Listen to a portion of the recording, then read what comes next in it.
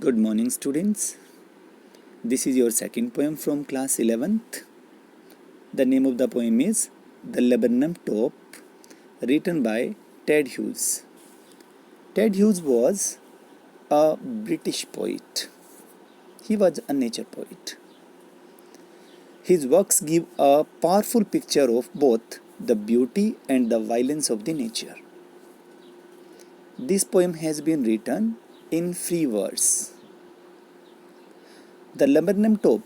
Top means the top branch of the tree, and the laburnum is a small tree with hanging branches.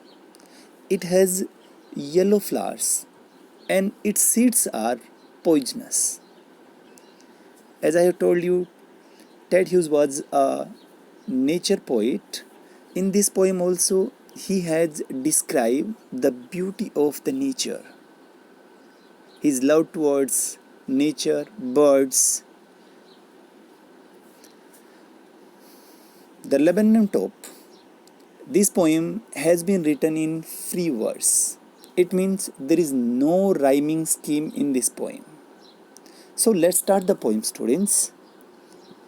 The laburnum top is silent. Here the poet describes how the tree is silent. पेड़ जो है, the laburnum top जो है, वो बिल्कुल शांत है, बिल्कुल भी हिलडुल नहीं रहा है, क्वाइट स्टिल, उसके अंदर कोई भी मूवमेंट नहीं है. In the afternoon yellow September sunlight. यहाँ जो दृश्य दिखाया गया है वो दिखाया गया है दोपहर के बाद का, आफ्टरनून समय है.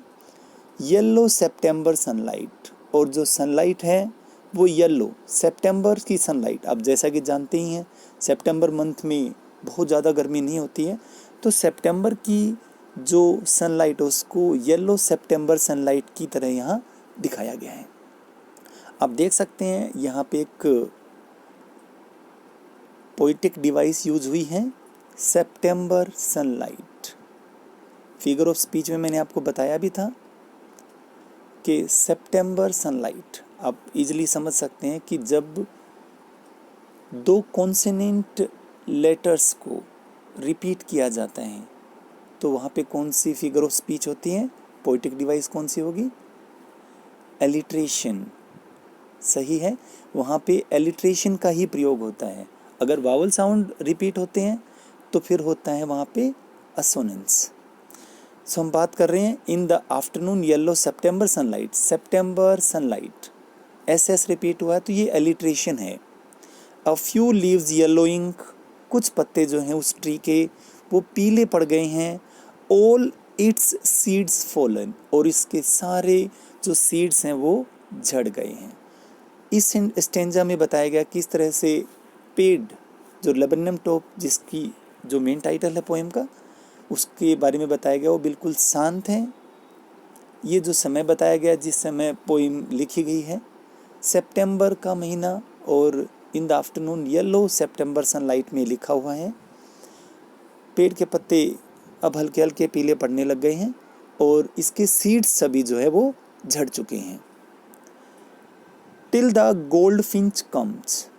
अब ये जो गोल्ड फिंच है स्टूडेंट्स, ये एक छोटा सा बर्ड होता है येलोइश कलर का, और इसके मुंह पे ब्लैक लाइंस होती हैं. Till the gold Finch comes, जब तक ये गोल्ड फिंच नहीं आता है. मतलब ये हुआ कि जो laburnum टॉप है ये बिल्कुल शांत है. कब तक?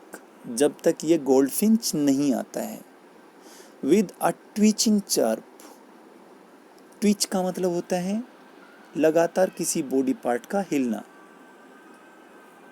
विद अ ट्विचिंग चर्प, अब लगातार वहाँ पे चर्पिंग की आवाज़ यानी चहचहाने की आवाज़ शुरू हो जाती है जैसे ही वो उस पेड़ पे आता है.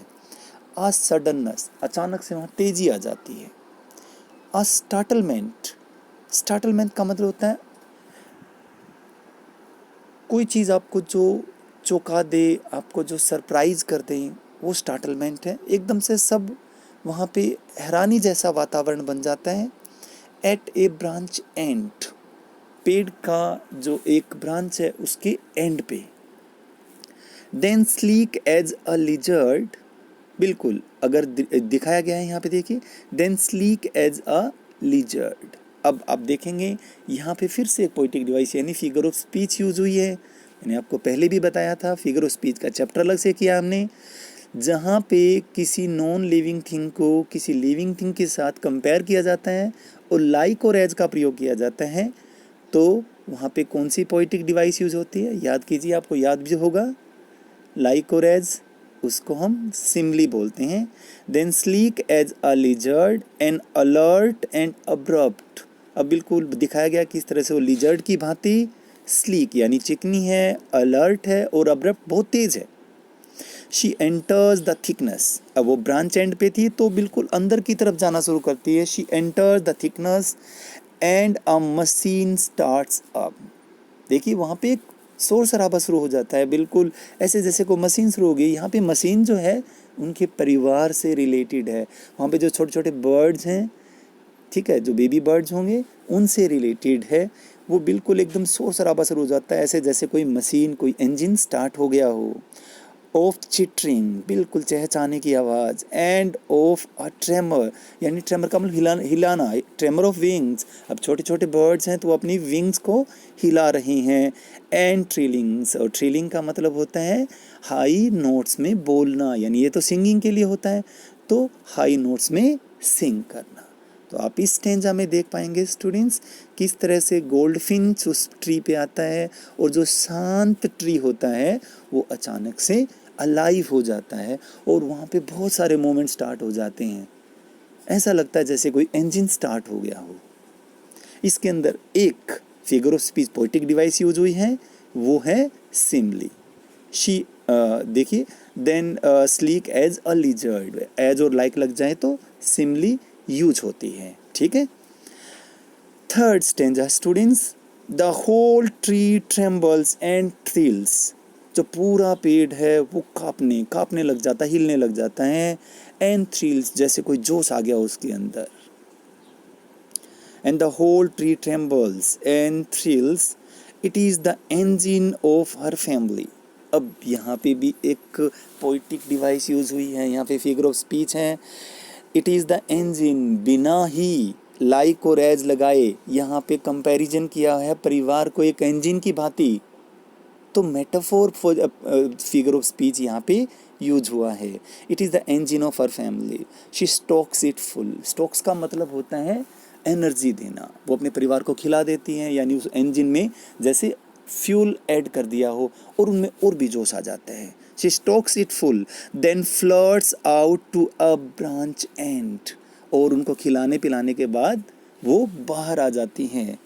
Showing her barred face identity mask, showing her barred face identity, ये एक और फिगर ऑफ स्पीच यहाँ पे पोइटिक डिवाइस यूज़ की है स्टूडेंट्स। ये ट्रांसफर्ड एपिथेट है, जो मैंने आपको लिस्ट बना के दी थी फिगर ऑफ स्पीच की, उसके अंदर इसका डिस्कस जो नहीं हुआ था, हालांकि बड़ी क्लासेस में डिस्कस होता है कॉलेज लेवल पे, लेकिन I will tell you about this one, I will send you. Transfer epithet, showing her barred face identity mask. अब इसमें दिखाया किस तरह से वो बाहर आता है और अपना वो चेहरा, बार्ड फेस आइडेंटिटी मास्क, ऐसा जैसे चेहरे के ऊपर मास्क लगा रखा हो, उस आइडेंटिटी वाला फेस जो है अपना वो बाहर दिखाता। मैंने आपको पहले भी बताया था, इसके चेहरे के ऊपर ब्लैक कलर्स की लाइंस होती हैं जैसे कोई मास्क पहन रखा हो। तो इस स्टेंजा में आप देख पा रहे हैं, the whole tree trembles and thrills, it is the engine of our family. यहाँ पे भी एक poetic device figure of speech use हुई है स्टूडेंट्स, और ये फिगर ऑफ स्पीच है मेटाफोर, बिना लाइक और एज लगाए यहाँ पे कंपैरिजन किया हुआ है। It stalks, she stalks it full, then flirts out to a branch end, showing her barred face identity. Barred face identity, बार यानी जिसको रोक दिया गया हो। अब यहाँ पे भी एक और फिगर स्पीच यूज हुई है स्टूडेंट्स, और ये कौन सी है, ट्रांसफर एपिथेट, ठीक है। 3 स्टेंजाज हुआ है, अब ये लास्ट स्टेंजा है। Then with eerie delicate whistle chirrup whispering, then with eerie, eerie का मतलब होता है स्टूडेंट्स एक स्टेंज अलग सी, डेलिकेट मतलब नाजुक। विशल चर्प, बिल्कुल धीरे सी आवाज़। विस्परिंग, जैसे कि कानाफूसी की जा रही हो, बिल्कुल मंद सी आवाज़ निकालते हुए। शी लॉन्चेस, अब इस पोइम के संदर्भ में लॉन्च, जैसे आपने देखा होगा किसी साइंस की भाषा में लॉन्च करने का मतलब होता है किसी चीज़ को, जैसे रॉकेट वगैरह को लॉन्च किया जाता है। यहाँ पे लॉन्च का मतलब वो नहीं है, लॉन्च का मतलब यहाँ पे फ्लाई, उड़ना है। She launches away towards the infinite, यानी इन्फिनिट का मतलब हुआ जिसका अंत नहीं होता, और अंत किसका नहीं है? स्काई, यानी पेड़ से बाहर आके ब्रांच के कोने पे और वो आकाश की तरफ उड़ जाती है। And the laburnum subsides to empty, और यहाँ पे लेबनम जो है वो अकेला रह जाता है, उसको यानी सबसाइड कर जाता है, छोड़ दिया जाता है खाली। And the laburnum subsides to empty. Hope आपको ये समझ में आई होगी। फिर भी कोई प्रॉब्लम है तो आप मुझे बता सकते हैं। Thank you.